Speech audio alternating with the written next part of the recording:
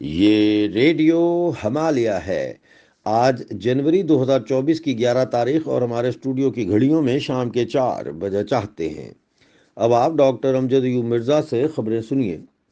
پاکستانی مقبوضہ جموں کشمیر کے وزیر اعظم چودھری انوار الحق نے آزاد کشمیر کے معدنیات کے پہاڑ چین کی مائننگ کمپنیوں کو سرمایہ کاری کے نام پر فروخت کرنے کا فیصلہ کیا ہے۔ اس حوالے سے وزیر اعظم چودھری انوار الحق نے Chinese mineral and mining department کے صدر مسٹر لی سے اسلام آباد میں ملاقات کر کے معاملات طے کر لیے ہیں۔ نیشنل ایکوالٹی پارٹی JKGBL کے رہنما سجاد راجہ اور مرکزی کنویننگ کمیٹی کے صدر خاور نجیب نے 5 فروری کی ہڑتال کی حمایت کا اعلان کر دیا ہے۔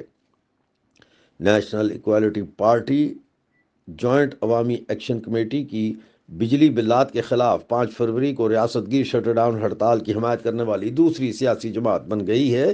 اس سے قبل Jammu Kashmir Peoples National Party نے بھی 5 فروری کی ہڑتال کی حمایت کا اعلان کیا ہے۔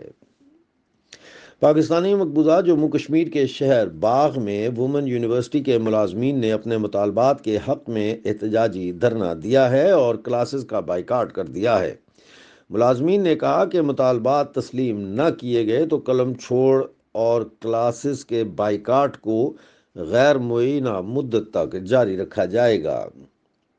جموں کشمیر جوائنٹ عوامی ایکشن کمیٹی کی بجلی بلات کے خلاف بائیکاٹ تحریک کو سبوتاژ کرنے کے لیے تنظیم تاجران کے غیر ریاستی شہری عبدالرزاق خان اور مسلم اسٹوڈنٹس فیڈریشن کے سرغنہ ثاقب مجید عرف موٹر سائیکل چور کو میدان میں اتارنے کے بعد سرکار نے بجلی کے کنیکشن کاٹنے کا سلسلہ وسیع کر کے جموں کشمیر جوائنٹ عوامی ایکشن کمیٹی کی تحریک سے لوگوں کو متنفر کرنے کی کوشش جاری کر دی ہے۔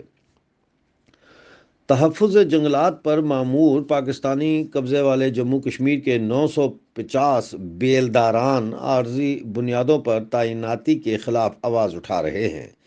15,000 روپے ماہانہ میں ان کے گھر کا نظام نہیں چل رہا اور تنخواہیں وقت پر ادا نہیں ہوتی۔ پاکستان کے صوبہ خیبر پختونخوا کے شہر کوہاٹ میں انڈس ہائی وے پر لاچی ٹول پلازا اور چیک پوسٹ پر مبینہ طور پر تحریک طالبان پاکستان نے حملہ کر کے 3 پولیس اہلکاروں سمیت 4 افراد ہلاک کر دیے ہیں۔ خیبر پختونخوا کے نگران وزیر اعلیٰ ریٹائرڈ جسٹس سید ارشد حسین شاہ نے کہا ہے کہ 8 فروری کے انتخابات کے لیے 56,000 سیکیورٹی اہلکاروں کی کمی کا سامنا ہے۔ پاکستانی مقبوضہ گلگت بلتستان میں خون جما دینے والی سردی میں عام لوگ سڑکوں پر نکلے ہوئے ہیں۔ سکردو میں دھرنا 16ویں دن میں داخل ہو گیا ہے جبکہ گلگت اور یاسین میں دھرنا 9ویں دن میں داخل ہو گیا ہے۔ عوامی ایکشن کمیٹی نے مطالبات پورے نہ ہونے پر گلگت کی جانب لانگ مارچ کا اعلان بھی کر دیا ہے۔ گلگت اور مضافات میں بدترین لوڈ شیڈنگ کی جا رہی ہے۔ دنیور سکوار مناور میں پورے دن میں پورے دن میں 20 گھنٹے لوڈ شیڈنگ کی جا رہی ہے جس کی وجہ سے کاروبار تباہ ہو چکے ہیں۔ تاجروں نے احتجاج کی دھمکی دے دی ہے۔ آپ ریڈیو ہمالیہ سن رہے تھے۔ اگلے نیوز بلیٹن تک کے لیے ڈاکٹر امجد یو مرزا کو اجازت دیجیے۔